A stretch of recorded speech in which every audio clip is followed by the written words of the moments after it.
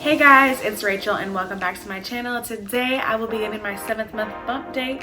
So if you guys want to see and hear about how baby Ryan is growing, keep watching this video.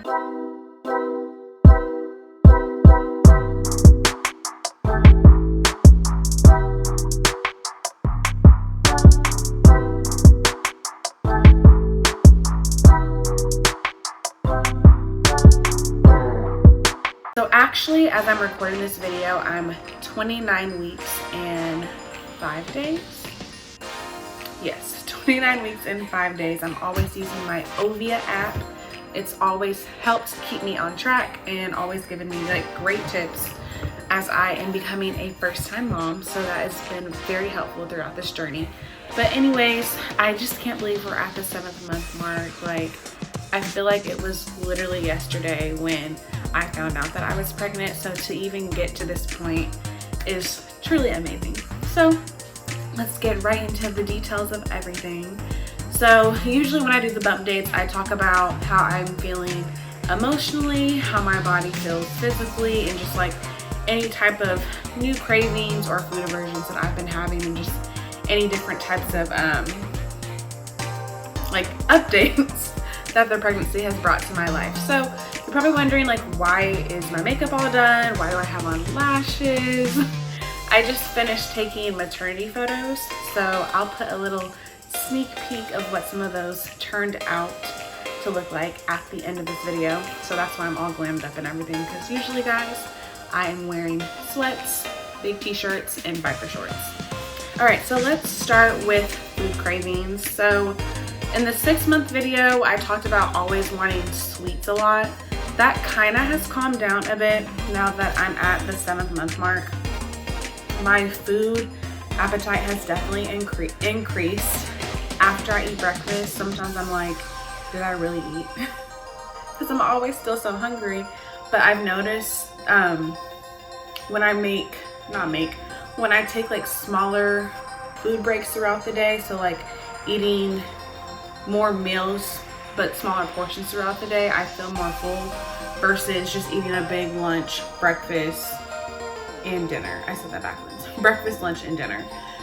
So breaking that up has, one, helped me not feel like I'm stuffing myself, and also it's helped me feel like less nauseous in the morning, because now that I'm in the 3rd trimester, I have noticed that in the morning time I do kind of feel a little more nauseated than I did when I was in the 2nd trimester. So that's one thing that I've kind of noticed as this journey continues to go on and on.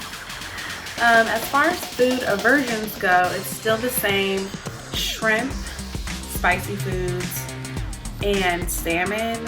Like, I cannot have them. Like, the other day, I was out on the border with my sister, and the salsa was just like too much.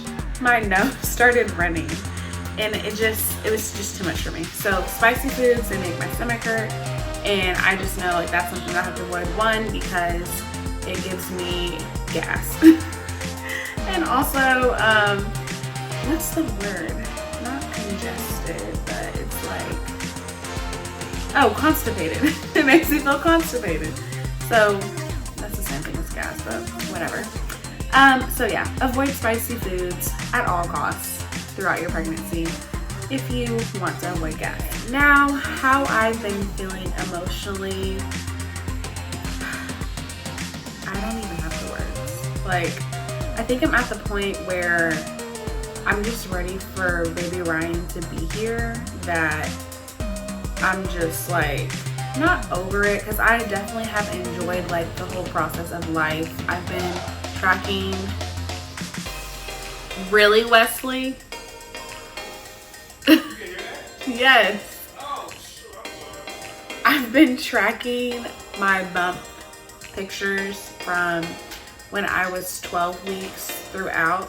That way I'm able to like look back and be like, oh, my belly grew this much, or my breast got this bigger. So that's been like very helpful. But I think I'm just like at the point where like I'm just ready for him to be here. So it's kind of like more anxious feeling, as well as I'm nervous because, hello, I've never given birth before. So any of you moms who are watching this video and you have given birth. And I know it's different for everyone, but like I would love to hear your story in the comments below, just to hear about it. But yeah, so as far as how I've been feeling emotionally, I definitely would just say I'm a mix of being nervous as well as anxious, but I'm also like happy to be experiencing this new journey, because like life is literally being created inside of my belly, and like feeling and seeing his kicks, because I can see his kicks now. They're very visible and I can feel them all the time. They're getting stronger and stronger, and like that just, it makes me smile, and it's like, oh, you're here. Like I know they say you can hear your babies, or your baby can hear your voice, so I like talking to him in the mornings and I'm like, hey baby Ryan, like how is everything going? Like I act like he's literally here. So that's the emotional side of everything. Now, as far as how I've been feeling physically, at my last doctor's visit, I had to ask my doctor about pelvic pain, because for the past 2 weeks when I would wake up in the morning, like it would just feel like pressure is like squeezing in my pelvic groin area. And she had explained to me that like my ligaments are moving around, and as the baby continues to grow, that's putting pressure down there. So I definitely will be doing more pelvic strengthening exercises, as well as getting back to like a normal exercise regimen. I know I obviously can't go out and sprint like I normally would if I wasn't pregnant, but I do need to get back in a regular routine of working out, because I'm not even gonna lie, I haven't been doing that. Like there will like be weeks that go by that the only type of exercise I got was when I'm at work walking around. And that's just not okay, because everything you did like pre-baby, you should still continue while you're pregnant, because that helps just give your blood flow, like get good oxygen going, help strengthen your muscles and everything. And so just finding the time and energy to get back to like not my regular exercise routine, but just developing some sort of like pregnancy routine. And when I do create those, I cannot talk. When I do create those different pelvic strengthening exercises, I'll be sure to upload that video, so if you guys are struggling with that too, you can see that. Lower back pain, that's just always gonna happen. I did order a belly band from Amazon the other day, so I'm grateful when that comes in so I can start using that. And another thing, I had experienced really bad allergies like a couple days ago, and I was like freaking out, because I was like, what can you take for allergies while pregnant? And so I took Sudafed, I think that's how you say it, and that helps definitely. And then also just I have like this sinus drainage too, like you just fill it with water, stick it in your nose, and like everything just shoots out on the other side. And then when I'm not using that, you can always just take a steam shower, as Wesley has said.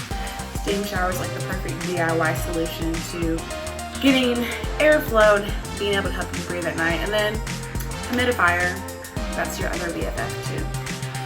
So that is everything that I've been feeling physically. It looks like now I'll only have to do 2 more of these videos: 8-month update, 8-month bump date, 9-month bump date. I know like they say you're technically pregnant for 40 weeks, but whenever the baby's ready to come, he's ready to come. So we'll see how that goes. Anyways, I hope you guys enjoyed this video. Please share any type of tips that you have. Wow.